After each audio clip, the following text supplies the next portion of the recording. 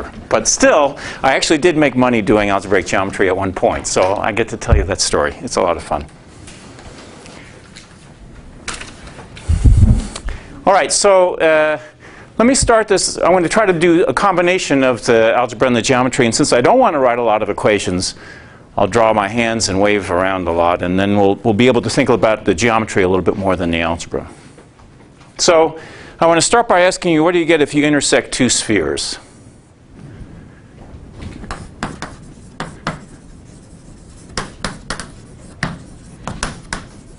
And I just mean ordinary spheres in like three-dimensional space. What can you get? A circle or a point? How do you get a point?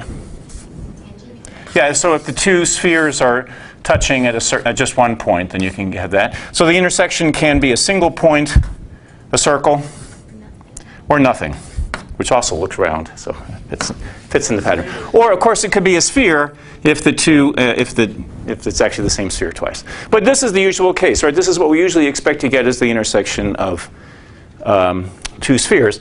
Now let me make it a little more algebraic than just the geometric observation. When you get a circle, it's because you have two spheres kind of like soap bubbles or something, and the circle of intersection, well, it's like a circle is supposed to be. It's all in one plane.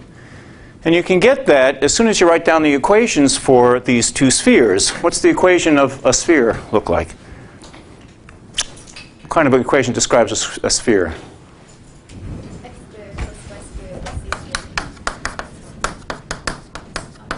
Equals r squared. Okay, so you chose to put the origin, the center of the circle at the origin, and you allow the radius to be whatever. But of course, in order to do that, you've committed what the Greeks would consider a heresy, which is you've introduced coordinates into the system. And that takes away all the pretty pictures, but it does allow us to do some computations. So when we introduce the coordinates, we do have to make some choices. You decide to set up your coordinate system with the center of one of the spheres being at the origin. If you're in the process of making your coordinate system, you might as well eliminate a little bit more ambiguity and say, well, I'll find the center of the second sphere. I'll draw a line that joins those 2 points. That'll be one of my axes, say the first coordinate axis. I can let this distance be 1, say, or normalize it in some way like that. And then this would be the equation of the first sphere, and the equation of the second sphere would now look like this. So I got two different radii, potentially. And, well, I think I normalized it differently from what I said. Well, anyway, so once I have these two equations, then these are equations that regulate the x, y, and z coordinates of the points that are on the intersection. The points on the intersection have to satisfy both of the equations.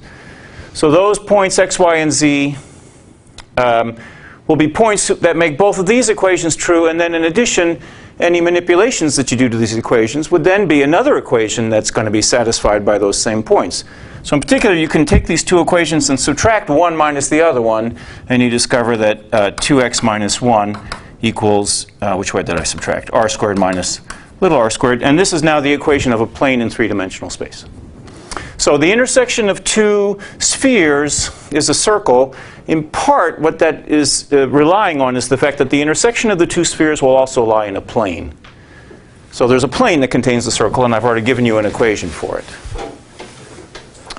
Very well then, what happens when you intersect three spheres? What do you get as the intersection of three spheres? Come on, it's not that hard. When you intersect the first two spheres, what have you got? Well, you've got a circle, yeah. But that circle is part of a plane. So now intersect the first and the third circles. You expect that to be, first and second spheres intersect in a circle which is part of a plane. First and third spheres also intersect in a circle which is part of a plane. So the intersection of all three of the spheres, it now has to, in particular, lie on the intersection of two planes. If I'd have written out the equations of the three spheres this way, I could subtract them in pairs and I'd get two equations that are linear in the three variables. Each one of those equations would describe a plane, and then the solution set has to, in particular, satisfy both of those equations. So it lies in the intersection of two linear hypersurfaces, which are two planes, and the intersection there is a line. So the intersection of all three spheres has to be part of a certain line. Well, I think you can see what happens when you intersect a line with a sphere. What do you get if you intersect a line with a sphere? Typically, 2 points, right? I mean, it could be no points or just 1 point or something like that. But it will be 2 points. And in fact, if you play around with the equations and you allow complex solutions, then you will, in fact, always find 2 points or a double point or something like that.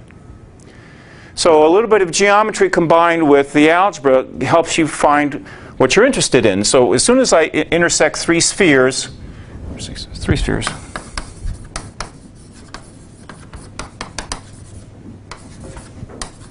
then I'm down to just a finite number of points. In fact, what we expect is it to be 2 points. Could be 1 or 0. And again, there's going to be degenerate circumstances where the first two spheres intersect in a circle, and maybe the third sphere also passes through that circle. It has a different radius with a different center that's on the same line as the other two centers. So other configurations can happen. There's a certain kind of degeneracy. 4 spheres, what are you going to get if you intersect 4 spheres? Nothing. Probably nothing. Probably nothing, because, well, I mean, you're down. Once you intersect the first 3, you're down to just 2 points. So unless your sphere just happens to pass through one or both of those points, you're not going to get anything. And in general, you're not going to expect something from the 4 equations of the spheres. You'll have 4 quadratic equations. One way to play around with the algebra there is to say, aha, any point that's in the intersection of all 4 of those spheres would have to have x, y, and z coordinates that make all 4 of the equations be true. I can take those equations in pairs, subtract them, and get 3, 1 less than 4, 3 linear equations in the 3 variables that you would expect each one of those determines a plane, and the intersection of 3 planes would be just a single point. And now I have to go back with that single point and check to see whether it actually satisfies the original quadratic equations, and probably the answer is no. All right, so that's fine. We played a little game with intersecting spheres, and we're like, okay, we saw some connection between the geometry and the algebra. You didn't say anything yet about profit, but let me point out an example where you might be interested in the intersection of various spheres. Let's see, how can you describe in words what it takes to be, what is a sphere? I mean, what are the points that make up a sphere? How do we define a sphere? 4 points, 3 space, effective distance from the fifth point. That's correct. So it's all the points in 3-dimensional space that are of a certain distance, not just equidistant, but I'm going to tell you the distance in advance, from a certain point, which again I'll tell you in advance. So you say that you're on a sphere as long as you know that you are this far from that point. And now that describes a certain sphere. So if I told you that you were this far from that point, and this far from that point, and this far from that point, well, on the one hand, what I've just done is I've described myself as being on the intersection of 3 spheres, which is the same thing that we just calculated down here. But on the other hand, what I've just done is I've sort of described my position. This is exactly what happens when you use a GPS. Your GPS is actually doing some pretty snazzy calculations, which, by the way, involves things like the theory of relativity, to determine exactly how far it is from a bunch of satellites that are floating around in space. Not just 3-dimensional space, but, you know, outer space. And according to these calculations, as soon as you know your distance from just 3 of those satellites, you will have put yourself in the intersection of 3 spheres, and the GPS will know where you are up to 2. There's an ambiguity of 2 points. If I know my distance to a 4th GPS satellite, I will then be able to pick out which of the 2 points it is. As we said, in general, you don't expect the intersection of 4 spheres to be anything at all. It's an empty set typically, but if you know that you really are standing somewhere, then there is at least 1 point on the intersection, and unless you just happen to be in a kind of a degenerate situation, if the satellites just happen to be all in a row or something, which they won't be because they're all following the same orbit, then you would expect to have no ambiguity left. As a bonus, actually, what you saw me doing with the algebra over here, you saw me try to visualize the intersections of various spheres as being parts of planes in three-dimensional space. As soon as I know my distance to 4 of the GPS satellites, I can describe my location by saying I actually land inside 3 planes. 3 planes will intersect in a unique point. And moreover, finding that point is actually quite easy. That's solving 3 linear equations and 3 unknowns, which even our freshmen and high school students can do. Okay? Somebody know how many GPS satellites they actually have? 6 over the planes, and each one should have 4. How many? So 4 times 6.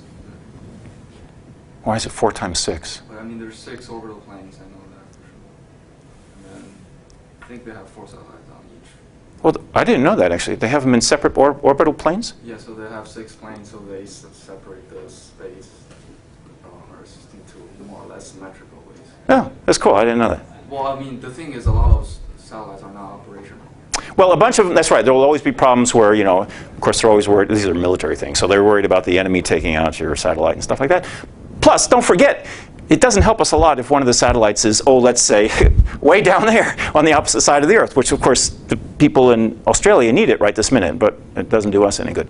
So, yeah, there's a couple of dozen floating around, and at any point, due to questions about the Earth getting in the way or other limitations on your field of vision, you could expect at most a handful to be, you know, able to check your position. But usually your GPS device will be able to pick up, let's say, about 6 of those things.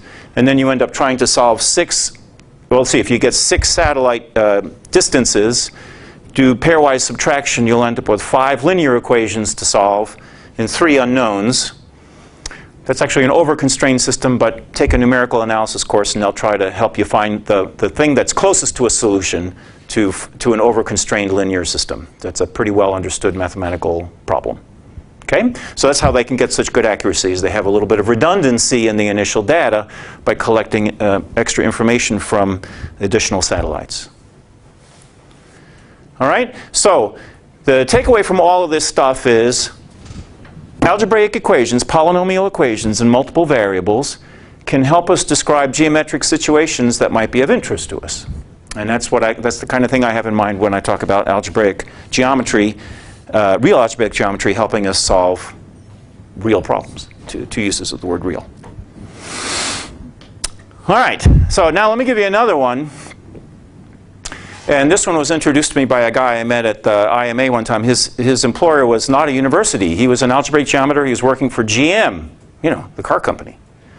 And I said, okay, I give up. What do you do for GM? And he said, well, my last project was to design windshield wipers. And I said, really? Okay, so show me, guys. How does a windshield wiper clean your windshield? Use your arm. Come on. Yeah, okay, so, well, you didn't quite do it, what everybody else did. So everybody else does this. This is what I thought. And he said, no. That's a joint. Yeah. They don't, well, so you can have 2 of them and they do this. Okay, and actually in the old cars, you look at those movies from the 1920s, they did that. That was perfectly reasonable.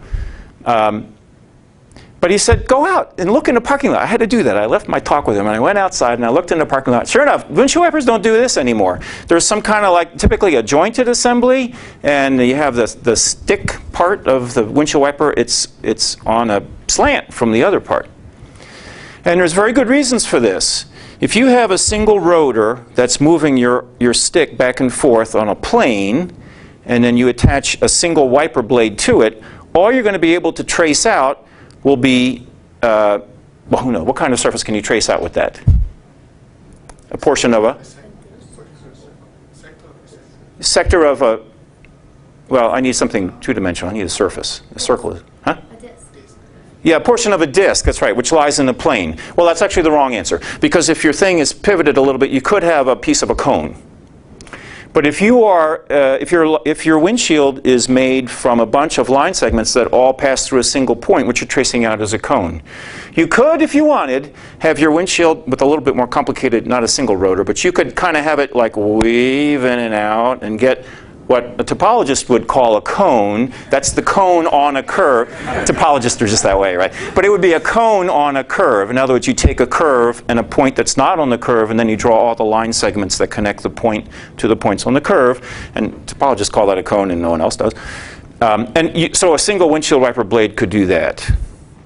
But that's not how windshields look. In those movies in the 1920s, the windshield wipers were doing this over a plane. So the windscreen really was just a flat piece of a plane, and then it was easy to clean them like this. Well, now they're kind of like this. So we had this little discussion, and he said, well, you see sometimes people make like these futuristic designs where the windshield is going to be like a portion of a sphere, a little bubble. He said, how are you going to clean that? You can't clean something that's spherical, because you're not with a standard kind of a windshield wiper blade. You want something that's flat. Well, so what are the surfaces that you can make that can be made as collections of straight line segments? Imagine all the points that your windshield wiper is going to touch at some point, at some moment in time. That's going to be a collection of line segments. What are the surfaces that you can make that are out of an assembly of lines? Anybody know a name for those? Polyhedra? I'm sorry? Polyhedra? Oh, a polyhedron would do it. You're thinking, yeah, those are line segments. So she's actually taken flat planes and glued them together. That's true. Wow, I never thought about that. You could have like I guess I would call it a dihedral windshield, right? So it would be two planes put together, and you have your bottom one going like that, and your top one going like that. Yeah, that's pretty cool, actually. I think I'll put that in my next make-believe car. No. There's a word for surfaces that are technically they're just unions of lines. Ruled surfaces. So look these up sometimes, and they include cones, for example, but cones are collections of lines that all have a point in common. There's no reason that you necessarily have to have a point in common. And in fact, as you watch your a modern windshield wiper go across the screen, it keeps passing through different points all the time. You sort of ignore where the rotor is attached, and you just see the line segment of the wiper blade, and it's just like a moving line, and yet it manages to cover the whole surface. I'll give you one interesting example of a ruled surface, and I'll let you play with how you might actually make a windshield out of this. You know this surface? Let's see, I guess we have the one of one sheet. So what does this one look like? A what? Triangle. No, that's the hyperbolic paraboloid. Oh. That's the saddle surface, right? Why do they call it in the calculus books? They call it hyperbolic paraboloid. The kids never remember that. Okay, yeah, okay, it's like this. Nuclear reactor. Nuclear reactor tower, yeah. So it's this thing here. So your windshield could be made out of something like this if you wanted, because this is actually an assembly of straight lines like this that kind of wrap around.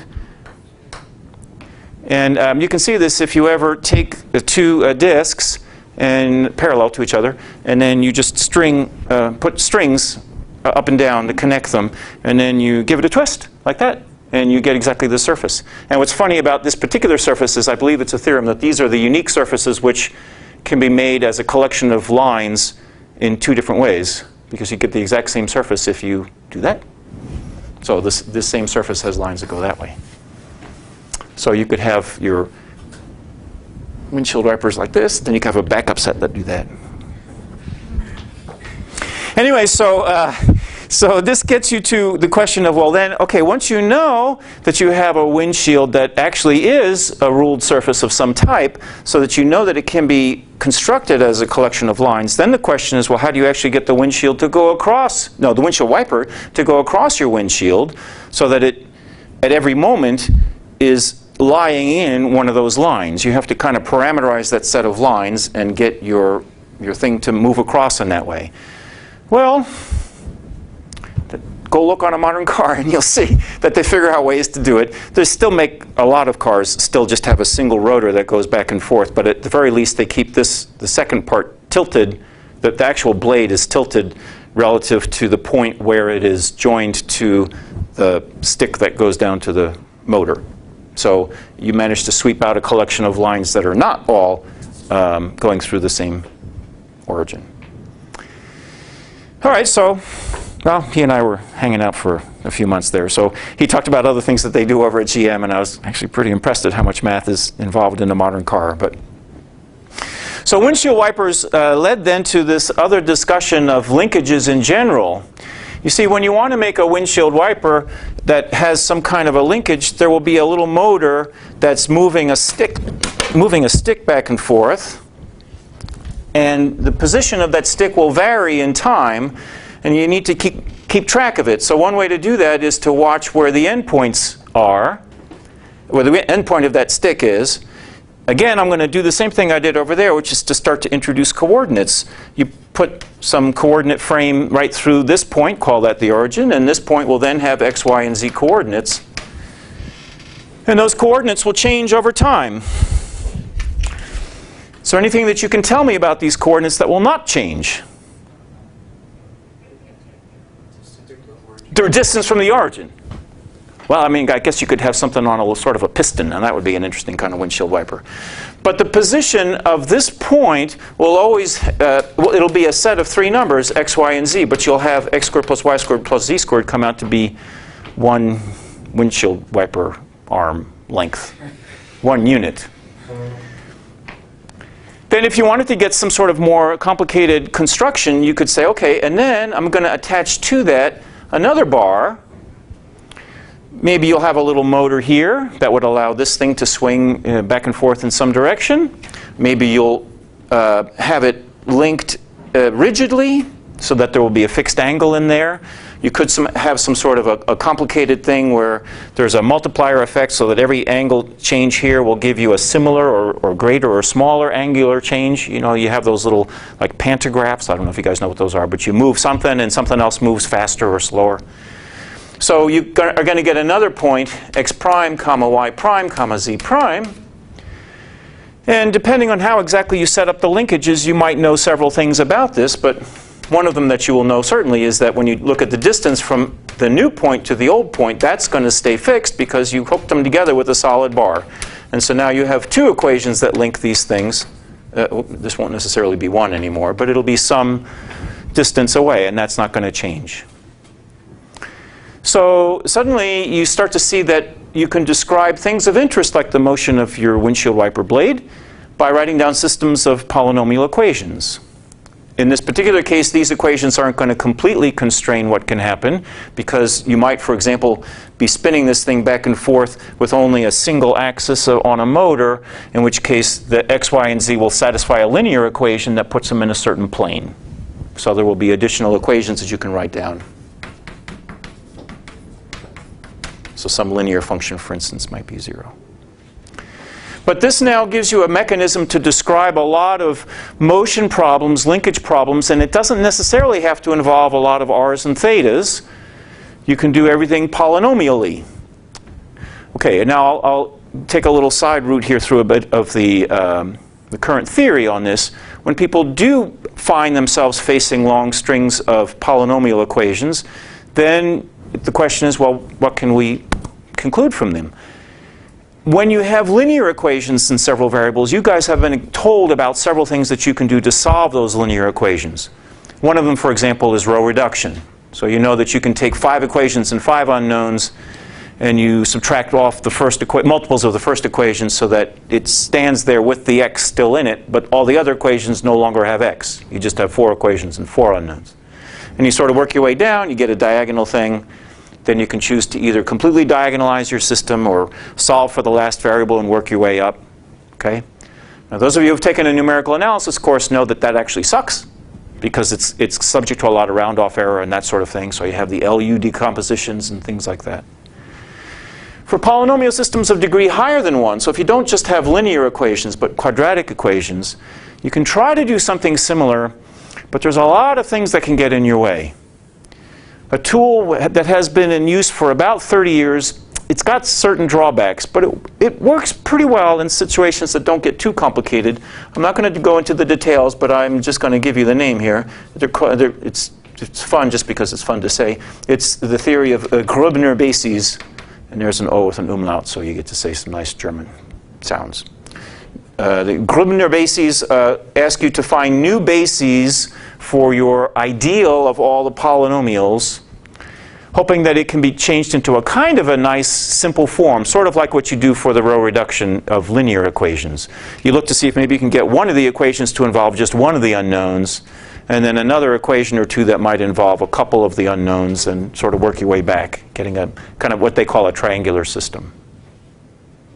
So people who are describing linkage problems have come to see this as a useful tool. They describe their problem by writing down systems of polynomial equations, and then when they're looking for what the solution is, how the solution is going to behave, they turn to the people working on this or other related techniques for rewriting the collection of ideals, the collection of polynomials.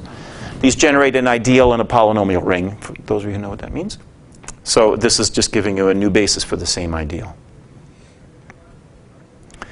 Let me give you another linkage problem. This one doesn't have to do with cars. It has to do with bioengineering. I happen to have another linkage handy. I carry it with me at all times.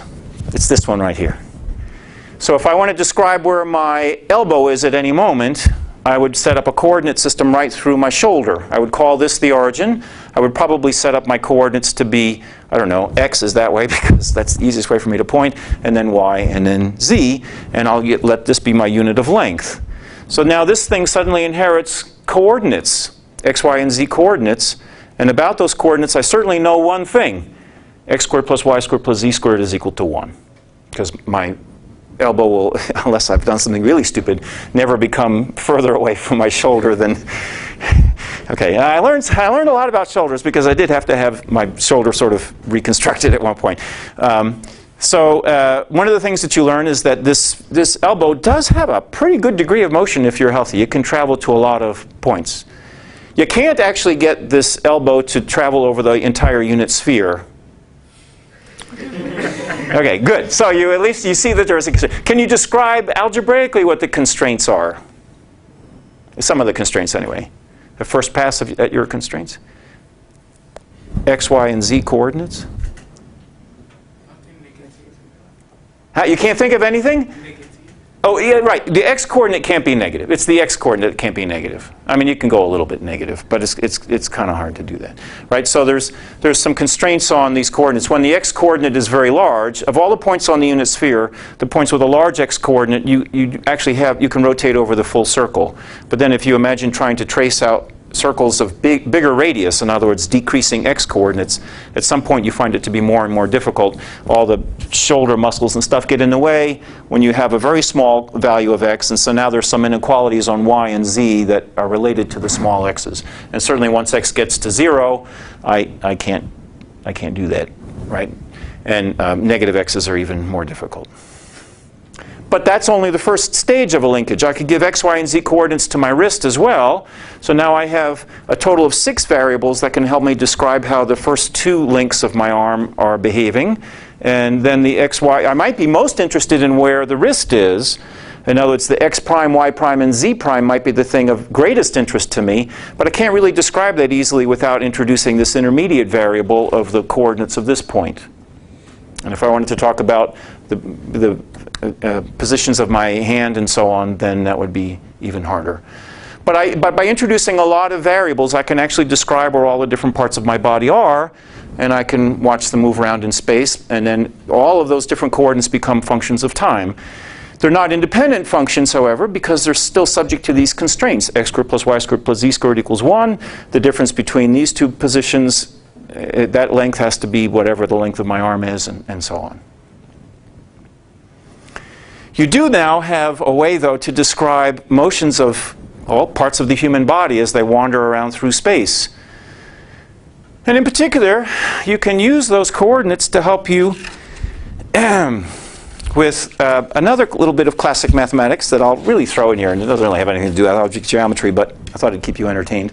So I have brought a little plate, which I have put a couple of things on to help you keep track of its orientation.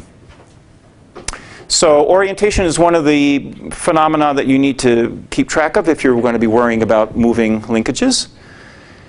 I might say that the plate where it is right now and the plate where it is right now are oriented in the same way, although I've translated it.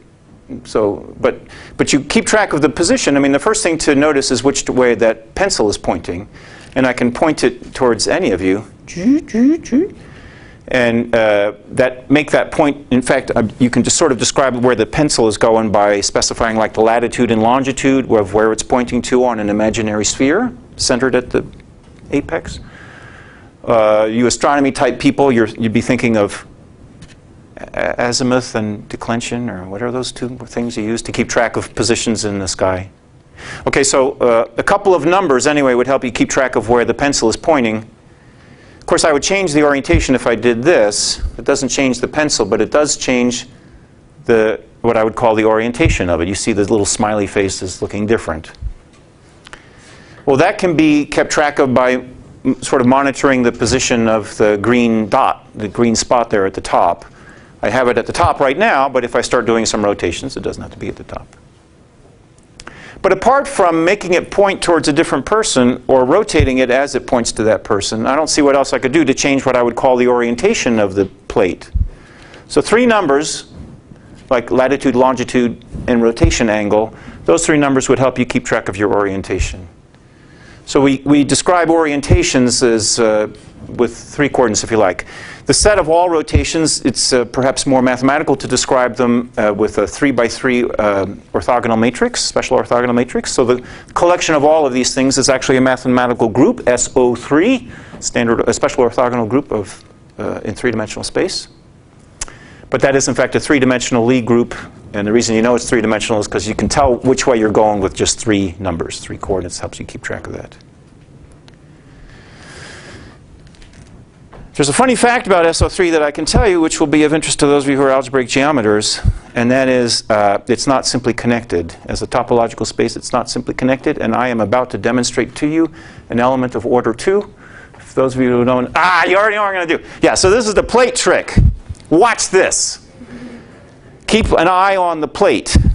It currently has a certain orientation. Right now I got the pencil straight up and I got the green thing to you. Now I'm going to move it in space, but pay no attention to its translations, but do keep an eye on the different rotations. Every time I do something, I've moved to a new spot in SO3. I've given a new orientation to it. And as time goes on, I'm going to gradually change its orientation. You'll notice that, just to keep it really clear, I'm choosing only orientations that point straight up, with the pencils pointing straight up. But the green dot is going around at 360 degrees, and I'm just about there. I've done a full rotation. So there was a little path through SO3. You saw me give a changing orientation as time went on. That doesn't, it looks like I've, I don't know, changed things around here. I can actually do a 720-degree rotation, and it doesn't consist of just getting more and more twisted all the way through my feet. There's a way to continue to rotate in the same direction by lowering the plate as you go. But you'll notice if a person were looking down from the sky and didn't see how high the plate was, they would have always seen the pencil pointing straight up, and they would have seen the green dot just go around once and then go around twice. And along the way, I have traced out now the same path in SO3 twice. Well, I could have taped one of these little smiley plates to any portion of my anatomy. I could have had one here on my wrist. I could have had one on my elbow, my shoulder, my hip, my foot. And at every point, it would be picking out for you an element in SO3. As time went on, all the way through that double little twist, every one of these little plates would have been recording a path that went through SO3. Since I ended up in exactly the same position I was, I mean, my entire body is resting in exactly the same way that it was, every one of those little plates would have come back to where it started.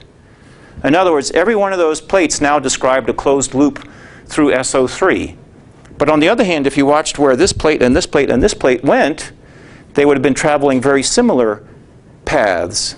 So the collection of all those plates from my fingers down to my feet would have traversed a homotopy between the 720-degree loop at my wrist and the constant path at my feet. So that shows that the 720-degree loop is actually the trivial loop in SO3.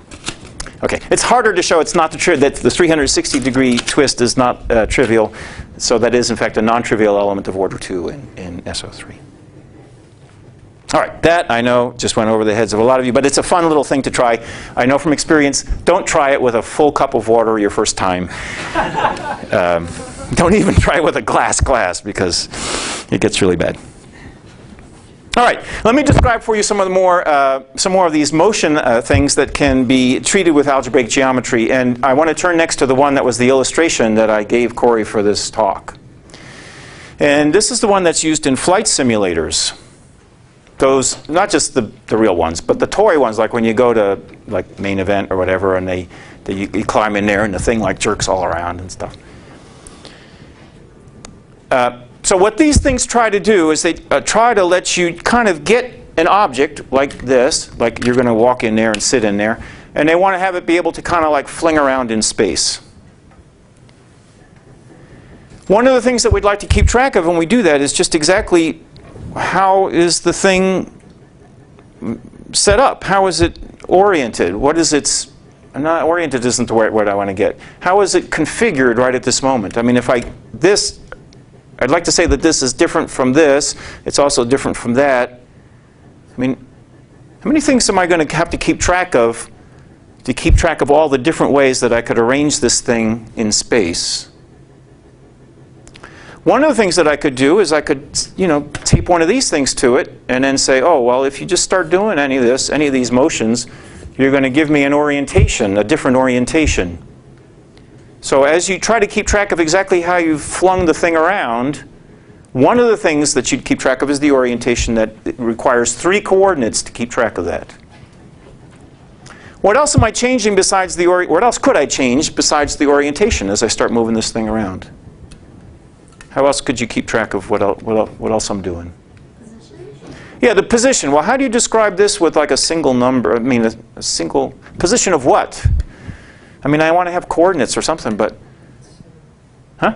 Center of gravity. Okay, center of gravity, I'll take that. Okay, it kind of doesn't matter, actually. You could take this point over here or that point. But pick a point and watch where that point goes. And then once you've picked... I'll take the center of gravity. Once you've picked out where the center of gravity has gone, then you could think of anything else that you might do to it as just being a change in its orientation. All right, so the complete range of motion of what you'd like to do to something like this, or to a flight simulator, an imaginary cockpit that you want to train pilots, is you need to be able to account for 6 independent variables. 3 variables that would give you a change in the position of the center of gravity, and 3 more variables to keep track of this change in orientation. Where is the latitude and longitude of the pencil, and what's the rotation of the green dot? All right, there is a way that you can do this to the poor suckers who are going to have to climb into the machine. What you do is you build the following kind of a shape, the following kind of a machine.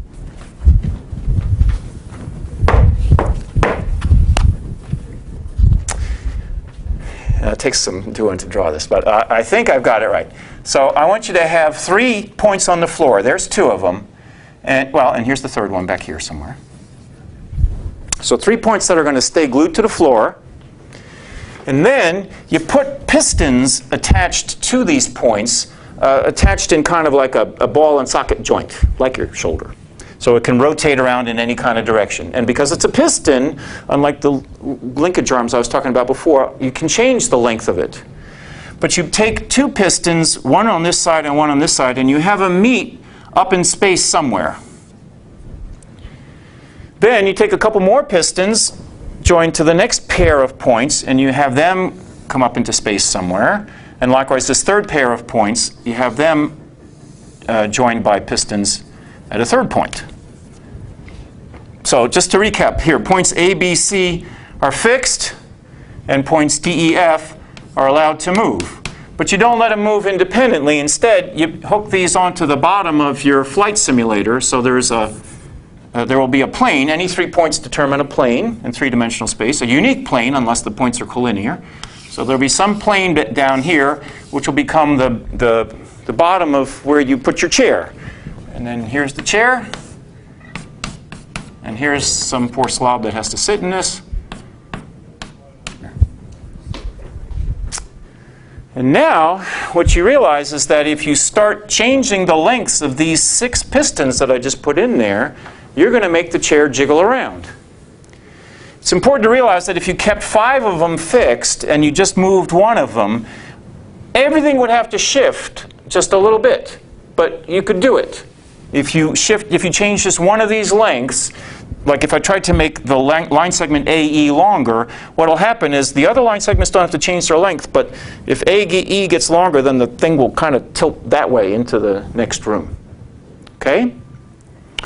In fact, the way I would describe this is that there is a function that you can compute that would take the lengths of these 6 pistons, so that's a function defined on our, well, on the, I guess lengths have to be greater than or equal to 0. But take those lengths and somehow you would compute 2 things, the center of mass, the center of gravity of the object, and then independently you could compute its orientation, which is an element of this group that I called SO3. Okay, which you can think of this as being locally a 6-dimensional, it's a 6-dimensional manifold. So locally it's described by 6 coordinates. It's not exactly clear how this function is computed. It's actually easier to think about it the other way. You could think, oh, maybe I should have put the name of the function here, because it's perhaps easier to go this way. You say, dang it, I want the guy to be like this. So you get a bunch of assistants to run out to the platform, and then you say, okay, hold it. No, you, over here. No, you raise your arm. Yeah, just like that. And then you get somebody to measure the 6 distances, and you write them down. And so if you know where you want the center of mass to be, and you know how you want the thing to be oriented, then you can compute these 6 distances. But that's the way it's easier to understand this function. That would be g, and then f, I need f to be the inverse of this. Fortunately, when you take the function g, you can write it out in local coordinates. Use those 6 coordinates to figure out the function, also expressed in terms of 6 coordinates, the 6 lengths of the rods. You'd see that this function g has a derivative which is almost everywhere invertible. It's a 6 by 6 matrix whose determinant is generically non-zero. And by the inverse function theorem, that means that there will be an inverse, at least locally. If you've got a configuration and you want to move it to another configuration, then you can at least get started heading towards that new configuration. That's what it means to be locally invertible. All right, so that's it's kind of going to work out because you have as many degrees of freedom as you told me that I had with the stapler. That's 6. I've managed to match that with the number of things that I can vary on the levers, which is also 6. And as I said, I can actually check that generically the function g is 1-to-1. So basically, you can get all the motions that you want by wiggling around these levers. And you can even describe the equations that you would need to solve to determine where the object would end up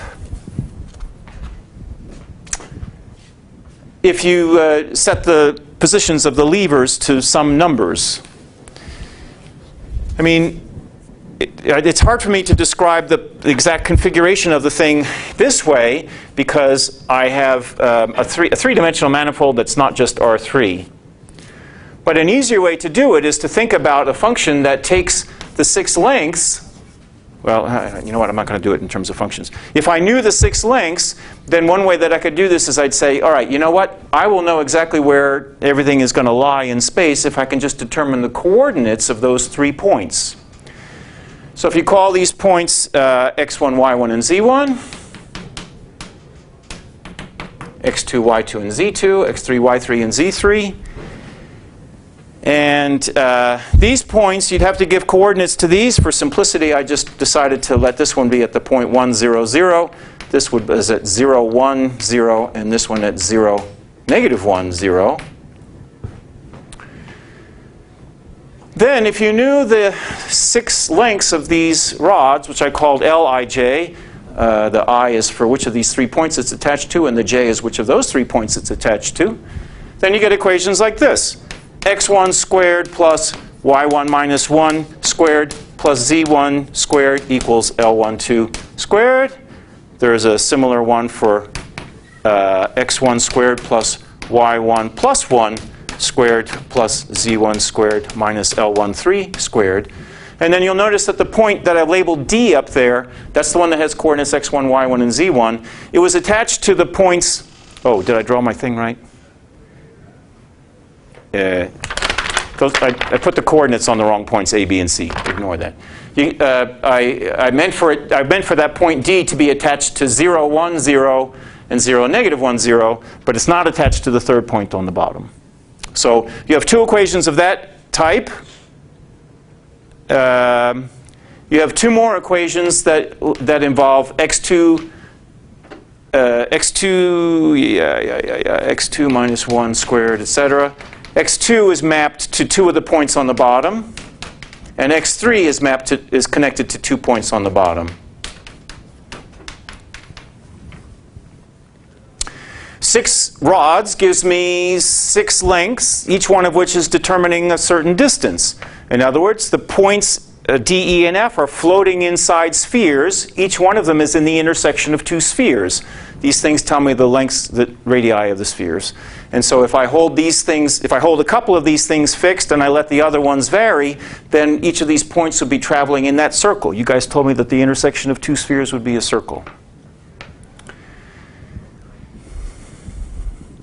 I see a little bit of a problem here in actually trying to figure out how the heck the thing is oriented when I tell you the lengths. I used all of these lengths to write down the 6 equations that involve the lengths, but now I have 6 equations in 9 variables. It seems a little underdetermined. What additional information do I have in the picture that I haven't put down in my equations yet? Anybody see it? There's some certain... Right, the distances between D, E, and F are going to be fixed because I remember I attached those, I made those ball and socket joints, but they're put in here on the bottom of a board somewhere. And so once I have constructed the device, then those distances are fixed. So in addition to these, you're going to get equations of the form x1 minus x2 squared plus ... equals whatever that distance is. And so there will be 3 equations there representing the lengths of these sides of the triangle. All right, so now you have 9 equations and 9 unknowns. But the key thing is that they're all polynomial equations. So if these numbers are all known, then that will help you determine what those numbers are. In terms of algebraic geometry, I'll tell you something very interesting. The solution set, once you have the same number of variables as equation, you kind of expect that you have what's called a zero-dimensional variety, which is a fancy way of saying there's only a finite number of points. Like when I intersected the 3 spheres, I got 2 points, not a single point, 2 points. People worked on this. This device is called a Stewart platform, and it was developed about 50 years ago. People kind of wondered like if there could be multiple solutions to these equations, and they started to find cases where they'd have multiple solutions. And then the algebraic geometers would wonder about just how many there could be. And about 20 years ago, that was settled. It's possible for sort of the generic combination of these lengths will give you 40 different solutions. And it's possible for them to all be real solutions. So you can actually find, there's a guy named Dietmeyer that has a paper on this published in the mid-1990s. And he's got a little picture of 40 different configurations of the stupid platform, which involve exactly the same sets of the 6 different lengths. So it's some interesting algebraic geometry in there.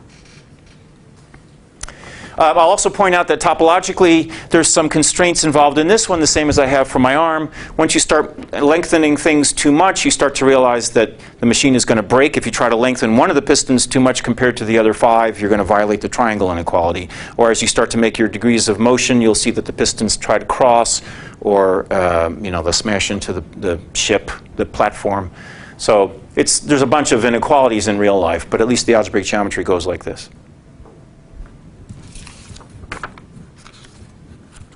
Okay, is that fun?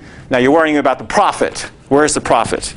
Okay, I got one more application. I got enough time to give you this one. And it's described by polynomial equations too.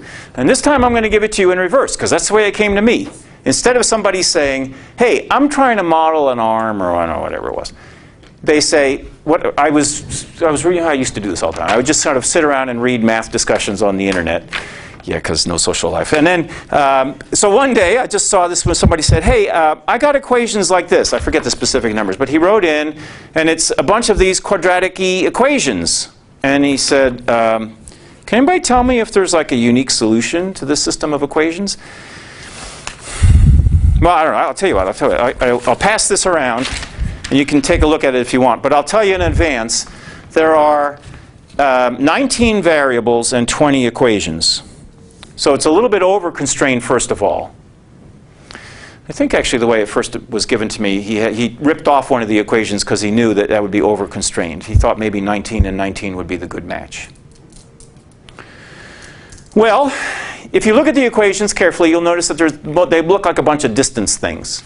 It's just the same as all of these things. It's something about spheres with different centers and different radii. But there's something about the structure of like which distances do you know? Like in this case, I didn't know the distance between every pair of points. At no point did I ever mention the distance between A and C, although I guess I could have calculated it.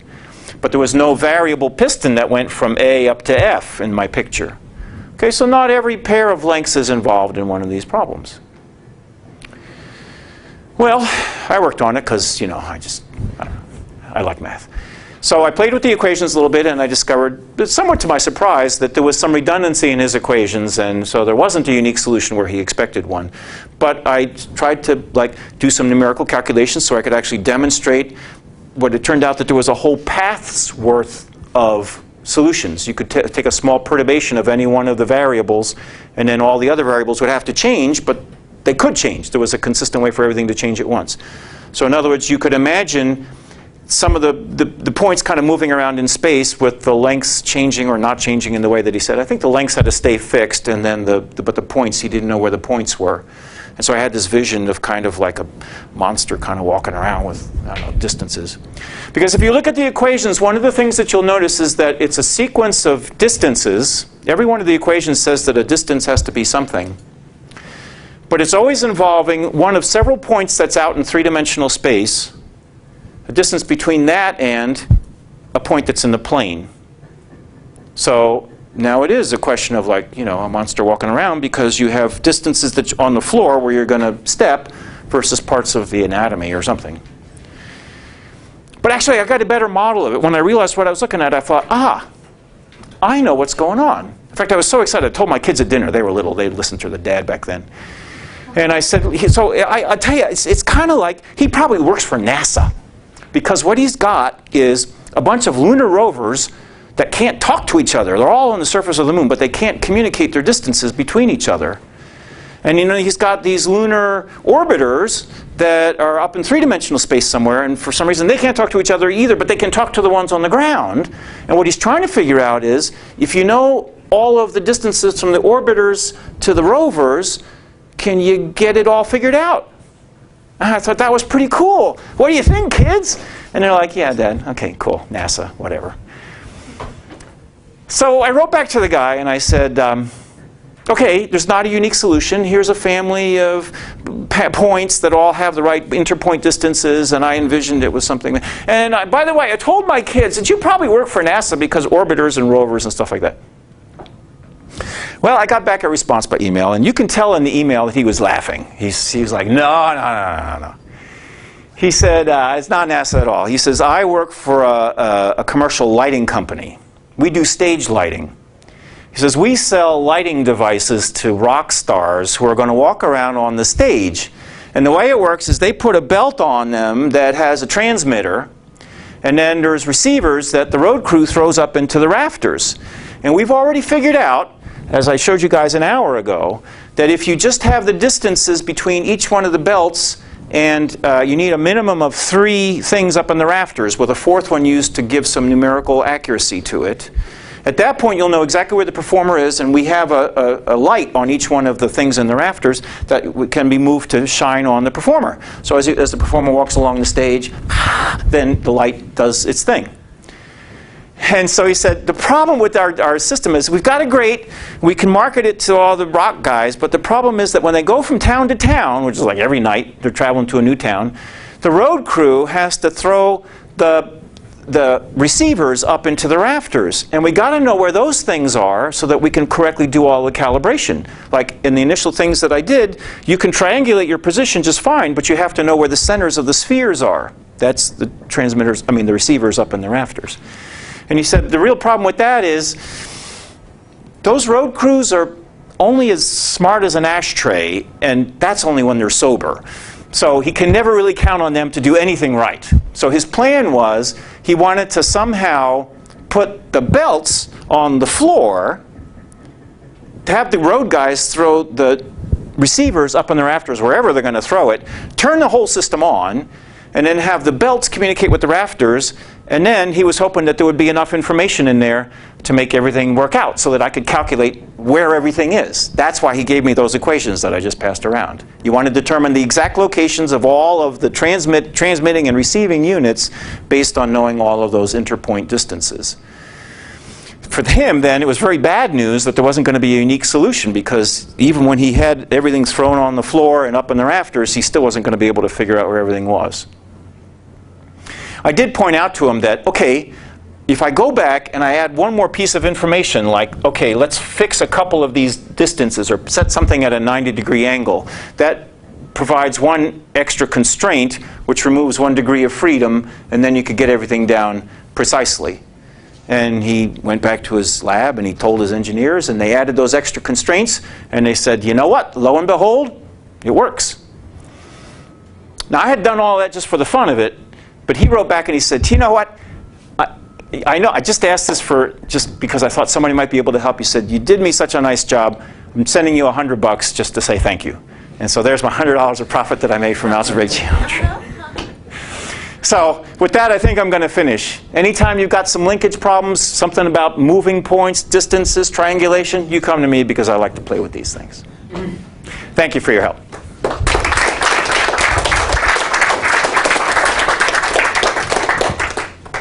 Do y'all have any questions? Got any examples from me already? Yeah, go ahead. If you're using this tomorrow, like a cybernetic arm or a limb, could you use it to like perfect like the way that they move so that it's less robotic? Because you know how like you want to have an arm that is more functional, right? In a way. So could you use that in a sense? Yeah, it's kind of subtle the way that sort of thing works. I mean, like when you start modeling a robotic arm, one of the things that you notice is, okay, all I need to do is I need to change this angle. That's one of the things that I can do. I mean, we know the degrees of freedom and so on, and geometrically we see that all we need to do here is to keep track of this angle. Well, when you make a robotic arm, then the natural thing is you put one little pulley in here and it changes the angle. But the problem with that is it feels robotic sometimes, because you turn it on and you say, okay, adjust the angle, and it goes, and it's very kind of jerky, right? And the human body doesn't do that because it has like backup systems. So you have the, what is it, biceps and triceps, right? So two different muscles that kind of regulate each other. And so it's, the mathematics of getting into the right position is already known. When you decide that you want to make it be a little smoother, then now you're talking about questions of, well, how do you like regulate that motion? It's the same thing here on the Stewart platform. If you tell me exactly the configuration you want to get in, then I will know what those 6 lengths need to be. Okay, but do I change the lengths like one at a time and then have the guy do all of this? Or is there going to be a gradual way that kind of mimics a more natural thing? So then you have to describe what would be your objective function. What is it you're trying to optimize? Like in the case of the Stewart platform, I might shoot for I don't know, change a minimal distance through SO3 so that the person feels the least amount of change in orientation. I don't think translations bother people so much as the change in orientation. So once you put in a constraint of something to be minimized, then you play with your extra variables, your extra degrees of freedom. So yes, by all means, these things, people are working on these things. And they've done really nice jobs, like the poor guys that come back needing prosthetic limbs from the wars. They've got really nice stuff going now, so it's getting a lot better. Other questions? Can you modify the machine so the guy can go upside down? I thought about that. So So SO3 it's a non-trivial group. I showed you that there are these non-trivial paths inside SO3. And that means that these functions that go back and forth, they can't be globally defined in a one-to-one way. Well, and that's part of what I said here, is that there can be 40 different positions to match every combination of the lengths, up to 40. So then it's like, well, gee, we're not really sure what you can do what pieces of the configuration space are actually going to be connected to which other ones, especially once you put in the constraints of how to avoid the crossing arms and things like that. As far as I know, you can turn the thing upside down if you if you take off the platform at the top and you just replace D, E, and F with, the line segments D, E, and F, just put bars there instead of the platform. That way you have minimal need to cross things. And then I think what you do is, if you lower, let's see, if you lower the point F, keeping D and E approximately where they are, then you can actually swing point F all the way over to the other side. So you can get the guy turned upside down. You can't go once, you can't make a full 360-degree loop. I think that's true, because I think then you'd be trying to make a closed loop that's the 360-degree rotation that's non-trivial inside this group. So yeah, I don't want to be the person who has to experiment with the upside down thing. I will tell you though that, so I've actually seen these things in motion. I'm the kind of guy who goes to the fun halls, and everyone else wants to climb in, and I always want to look underneath, see how it works. So I went to one once where they were advertising this virtual reality roller coaster, and I thought, oh, they're going to do this. Well, they didn't. They had a different set of 6 variables. Instead of modifying those 6 lengths, they had some other thing where the whole device was going to spin around on one axis, and the device internally had another axis that would allow it to spin you around this way. So they were choosing other things to be the constants instead of just these distances. And I was reminded of those when I was getting ready for this talk. I went online. Look it up. Look for virtual reality roller coaster, and you'll see that there's this big red thing in the video that I saw, and people climb in and they get completely spun around along more than one axis. What do they call it in aviation? You got yaw, pitch, and roll. So 2 of them are just built into the machine, and I don't know if you can accomplish the 3rd one. But it's, yeah, this isn't the only kind of platform that you can make to spin people around.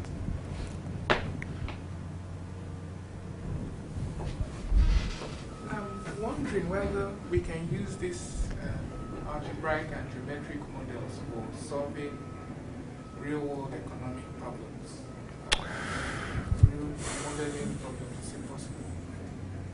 Well, I wish I knew, because I got to save money in my 401k, and if I could fiddle with the constraints and make a lot of money. To some extent, that's true. I mean, the virtue of the things that I've been talking about today is that I can take the geometry problems and write them down with polynomial equations.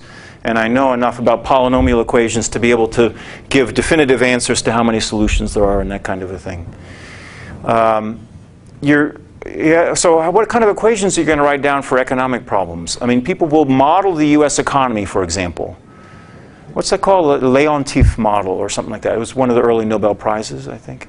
And you sort of notice that, for example, the unemployment rate seems to vary with respect to the federal interest rate.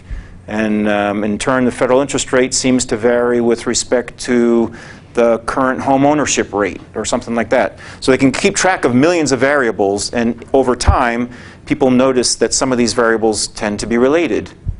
So there was something called the Laffer curve, and it's not a joke, it's L-A-F-F-E-R. But it was something like, I think I've got the right one. Maybe that's not the curve, but there's basically an inverse relationship between unemployment and inflation rate. And so if you want a low inflation rate, you're going to have a high unemployment rate. That's kind of what we see now. So people will find these kind of relationships. So what would this mean? X times y equals 1 or something, right? But of course, these are all just approximations. Most of the relationships you get between curves, between the economic variables, they just tend to be of the form y equals mx plus b. I mean, locally, every differentiable function can be expressed this way. And all of these approximations are local anyway, because no one ever considers what happens if suddenly the unemployment rate is 50%. You know, we've only got things that are formulas that are going to work for small perturbations of our current reality. So econometrics is the study that you're talking about, and people are working on it, and they can do things that are pretty good, but it's all local, which means that everything turns into linear algebra, and now it's a linear optimization problem or something like that. So yeah, I mean, that's what game theory is about, right? All that kind of linear programming stuff. Those were based on economics in the first place. But I don't know if we have concrete formulas to play with in the same way that we did here. It's too bad. I